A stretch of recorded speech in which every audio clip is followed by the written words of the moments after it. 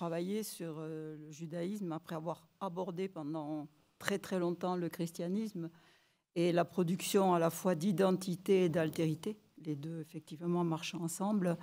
Et je pense que je m'inscris à côté d'une grande lignée d'anthropologues et d'ethnologues qui ont travaillé, qui continuent à travailler sur le judaïsme et le religieux, et pas seulement des femmes, mais je voudrais rendre hommage à beaucoup de collègues, Daniel Boyarin, Jean Baumgarten, Harvey Goldberg, David Bial, c'est-à-dire que c'est de concert, je crois qu'il faut travailler, et c'est ensemble que nous avons approché à la fois la réalité des pratiques. Moi, en tant qu'ethnologue, je fais des terrains essentiellement dans la France du Sud, méridionale, mais également en Italie, en Espagne.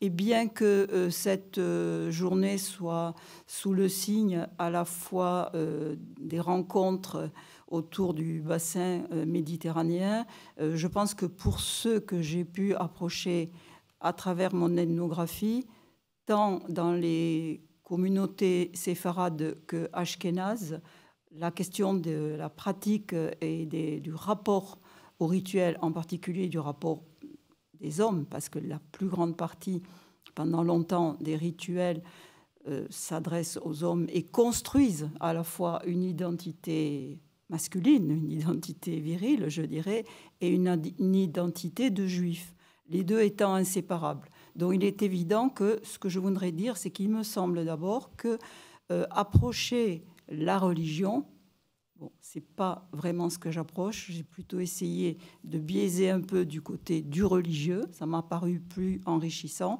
puisque la plupart des personnes avec lesquelles j'ai travaillé ne pratiquaient pas, notamment pour les femmes, les rites à la synagogue, elles y allaient très très peu.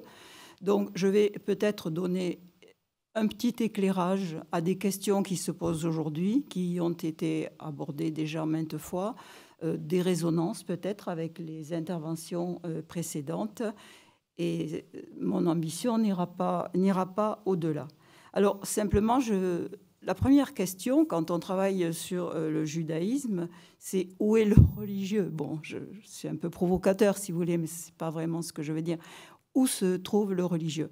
Quand on travaille avec des femmes, quand on suit, comme je l'ai fait pendant des années, tous les rituels tels qu'ils se déroulent dans les maisons, quand on découvre comment ces rituels sont des rituels qui mettent en permanence en relation le texte fondateur, avec des nourritures qui le glosent, qui le commentent, qui le prolongent, avec également un transport du texte canonique, du livre biblique dans les maisons. Et ce texte, bien sûr, prend là un caractère coutumier. En même temps, les rituels juifs, les rituels alimentaires, ils sont très connus. On a beaucoup travaillé sur le Seder, moi j'ai surtout travaillé sur Pourim, mais on sait très bien que mot à mot, les nourritures dialoguent avec les mots du texte. Et on échange des mots avec des mets, si je peux dire. Donc certains chercheurs ont même parlé de rites textuels. En même temps, bien sûr, ces rituels posent des questions, puisque, vous le savez, le judaïsme a déployé. Le cœur, je crois, du judaïsme, c'est de déployer une liturgie de la mémoire. Chacun de ces textes, chacun des livres canoniques, la Torah, évoque un événement où le peuple aurait pu être exterminé et finalement un miracle a pu le sauver. Donc, je crois qu'à la fois, il y a une liturgie de la mémoire qui est omniprésente et qui fait vraiment le cœur du judaïsme. Je pense au très beau livre de Yerushalmi, Zakor, souviens-toi. Et chaque célébration dans les maisons revivifie le texte, le réactualise, le met en situation, le commémore. Et là, je pense qu'on est dans un ensemble où, puisqu'on a quand même beaucoup parlé du rapport des femmes au texte, et je vais y revenir pour d'autres aspects, si j'arrive à développer un point ou deux supplémentaires, on a là non pas une relation complémentaire, c'est pas que les femmes deviennent complémentaires des hommes, c'est pas que à eux le texte soit à eux et elle la cuisine. C'est que tout cela forme un ensemble absolument indissociable à mes yeux.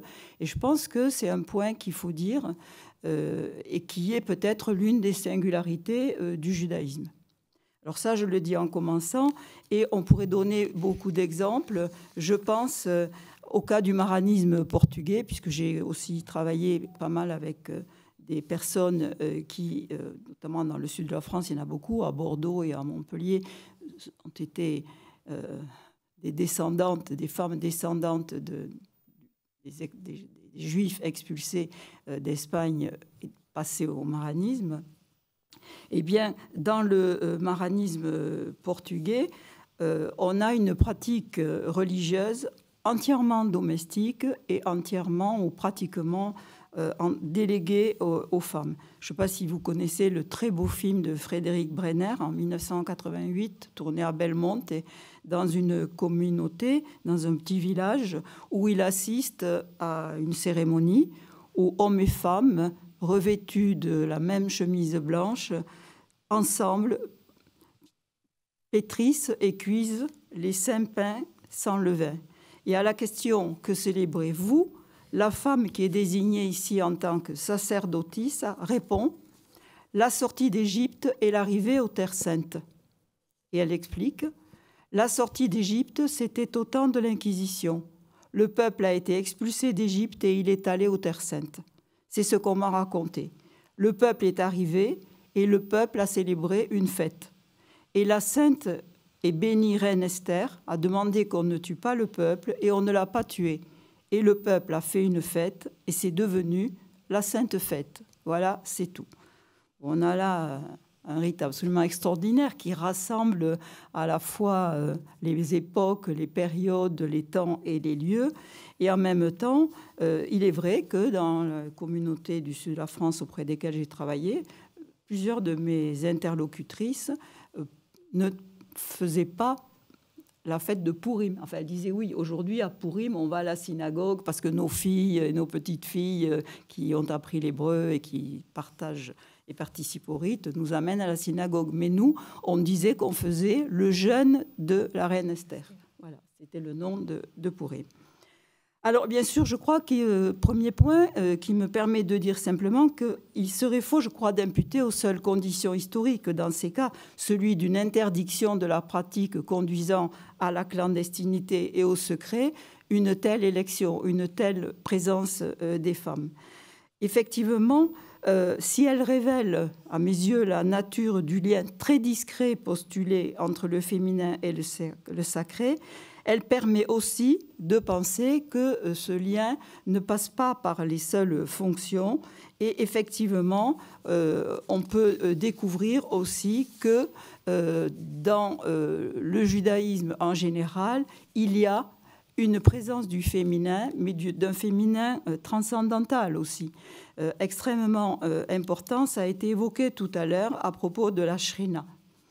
Alors, mes femmes maranes, ou mes femmes qui descendent qui sont parties du Portugal, elles ont une prière à Sainte-Esther, mais elles associent cette prière à Santa Sakine. Elles appellent Santa Sakine en portugais. Déformation, bien sûr, de la shrina. Alors, la shrina, pour dire très, très vite les choses, on le sait, c'est le nom qui est donné à la manifestation de la présence féminine et poétique de Dieu depuis son retrait, et elle est vénérée aussi bien par les femmes dans leurs plus humbles prières. On a justement, il a été question tout à l'heure, des recueils de prières très anciens, les Théinés par exemple, dans le monde ashkénaze où elle est invoquée.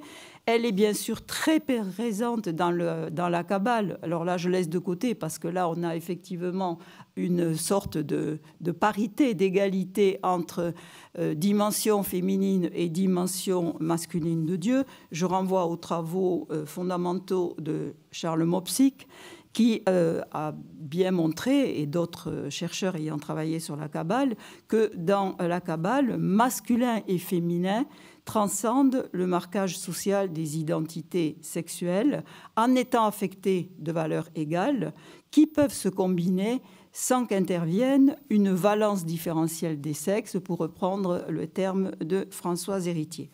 Mais bien sûr, on est là dans des textes qui faudrait pas trop caricaturer, même si les grands textes de la Kabbale écrits par des kabbalistes sont des textes d'intellectuels, de lettrés, la Kabbale, je le dis très vite, mais des travaux l'ont montré, elle a diffusé dans tous les milieux, dans toutes les sphères du social, et elle s'est vulgarisée aussi. Il y a aussi, effectivement, dans les croyances et les pratiques contemporaines, des éléments qui appartiennent à la Kabbale, et notamment cette figure de la Shrina. Alors, cette Shrina, on dit aussi qu'elle descend sur le couple, quand, pour le Shabbat, l'homme et la femme s'unissent, et au moment où cette alliance humaine vient comme redoubler l'alliance divine que chaque juif contacte avec Dieu. Cette Shrina, elle est aussi évoquée par les femmes qui vont prier devant le mur de Jérusalem et qui se sont battues, on le sait, depuis des années pour obtenir le droit de mettre châle prière et téphilines lorsqu'elles vont devant le mur de Jérusalem qu'on a partagé en deux, mais les femmes qui vont prier devant le mur de Jérusalem se sont battues pour cela, au nom aussi du fait que, disent-elles, la Shrina, la présence divine, est là, puisque le mur de Jérusalem, c'est bien effectivement le reste du temple. Alors, j'ai parlé d'alliance entre le peuple et Dieu, et pour faire très vite, parce que là, je crois qu'il va... Vous m'arrêterez, j'ai 5 minutes ou 7 minutes, sans pouvoir le développer, il me semble que cette question de l'alliance entre Dieu et son peuple, qui s'adresse essentiellement, Dieu s'adresse essentiellement aux hommes lorsqu'il contacte l'alliance avec eux, si on se réfère au texte fondateur, c'est avec Moïse, c'est avec lui.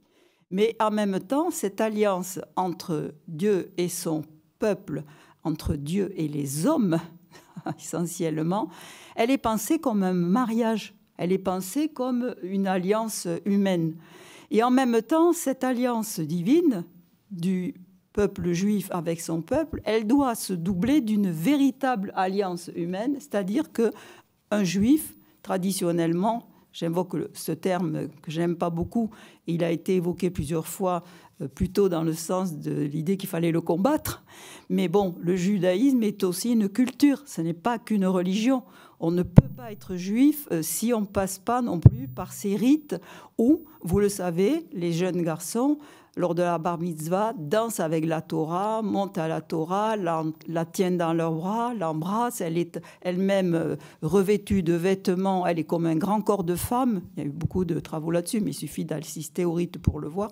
Donc, il y a là un problème, si je peux dire, qui fait qu'il y a un hiatus là entre la question des femmes en tant qu'incarnation de l'autre sexe et un texte, la Torah, qui est pensée, mais vécue et traitée comme un corps de femme. Je peux vous donner des textes très intéressants là-dessus. Ça va depuis les textes qui disent effectivement sous la houpa, je rencontre la Torah, etc., depuis des siècles et des siècles, à toute une littérature contemporaine qui montre comment effectivement...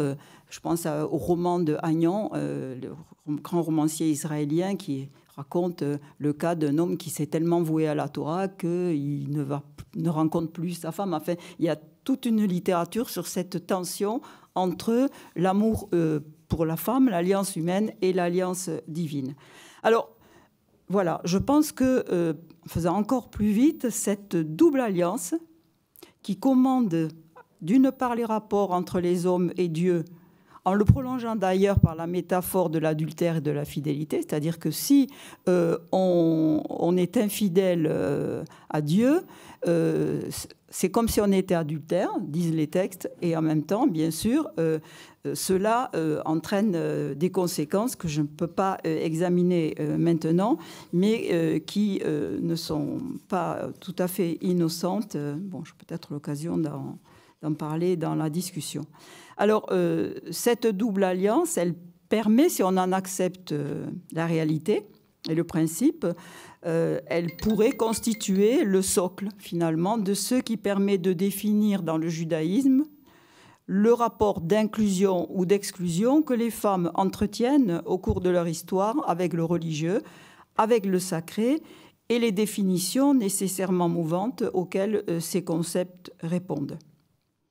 Alors, je dirais une dernière chose avant de clôturer, puisqu'il a été beaucoup question des textes et du rapport aux textes des femmes et de la manière dont les féministes s'emparent des textes pour en faire des relectures. Je pense que, s'agissant du judaïsme, on n'a pas attendu non plus les femmes et le féminisme pour non pas relire les textes, mais pour les lire de manière différente. L'une des singularités du judaïsme, c'est d'une part que la Torah, le texte fondateur, est habillé, est environné d'une multitude de commentaires qui couvrent toutes les époques et qui, depuis la Mishnah, le Talmud, eux-mêmes, ces commentaires, acceptent la contradiction. Elle est intégrée absolument au cœur de la définition même du religieux. Intégration dans les commentaires même des contradictions qui sont elles-mêmes inhérentes au texte fondateur. On ne peut pas lire la Bible sans savoir que c'est un texte composite, construit avec des textes appartenant à des époques extrêmement diverses et qui mêle des textes de loi juridique, de normatifs, comme Lévitique et Deutéronome, qui, de l'avis de certains, là je n'ai pas fait ce travail, je ne suis ni théologienne ni bibliste, sont certainement postérieurs aux récits absolument incroyables, extraordinaires, aux histoires de vie, de personnages qui enfreignent en permanence tout ce que la loi énonce. On peut faire la liste de toutes les femmes et de tous les hommes qui enfreignent le tabou de l'inceste, qui enfreignent l'interdit de la mixité dans le mariage, et notamment d'ailleurs du côté des matriarches et des patriarches. À tel point que... oui. Tous, il faut relire. Donc, je pense à un très beau livre de David Bial qui s'appelle Eros juif. Il l'a essentiellement consacré à la question justement de la sexualité à travers divers types de textes tels qu'elle est énoncée et telle qu'elle est normée, mais il montre bien aussi que dans la Bible même, dans les textes fondateurs, il y a en permanence une tension entre la nécessité de procréer, d'être fertile et le désir. D'ailleurs, bon, les femmes, je pense à la belle histoire de Rachel et Léa, j'ai beaucoup travaillé là-dessus, où c'est la bien-aimée qui est fertile et la femme féconde qui est moins aimée. Et il y a d'ailleurs dans le judaïsme aussi et dans ces histoires des figures doubles de femmes, l'une incarnant la fécondité et l'autre incarnant le désir, l'amour. Et ça remonte comme ça jusqu'à Ève et Lilith, puisqu'on sait très bien que la femme primordiale, Lilith, la première femme d'Adam, peut-être première féministe, je crois que c'est une revue féministe américaine des années 70 qui s'appelait Lilith, est partie en emportant le nom de Dieu, c'est pas quand même n'importe quoi, parce qu'elle aurait refusé bien sûr de s'accoupler avec Adam en étant dessous. Donc on a dans le texte biblique des figures de femmes extrêmement subversives. Oui, c'est fini ? Oui. Et bon, on a beaucoup écrit sur elle. Ceci pour dire, simplement pour terminer, que les féministes contemporaines, très différentes d'ailleurs, appartenant à des mouvements extrêmement différents, elles revendiquent non pas tant de relire les textes que de les lire. que de les lire avec toutes ces contradictions, avec toutes ces oppositions. Et je pense aussi que, effectivement, nombre de revendications qui ont porté leurs fruits aujourd'hui, je pense que ce soir, il en sera certainement question de manière beaucoup plus développée, à savoir le fait de pouvoir accéder à la Torah, avec les difficultés que ça peut représenter par rapport à ce que j'ai dit, parce qu'il y a quand même dans le judaïsme aussi interdit de s'habiller différemment que l'ordre de la coutume le voudrait pour son sexe. Donc porter des téphilines, par exemple, qui sont les textes portés par les hommes, ça pose problème. Embrasser la Torah, danser avec elle, ça a posé aussi longtemps problème, etc. etc. Donc voilà, je m'excuse d'avoir galopé comme ça à travers un sujet immense. Voilà, désolée.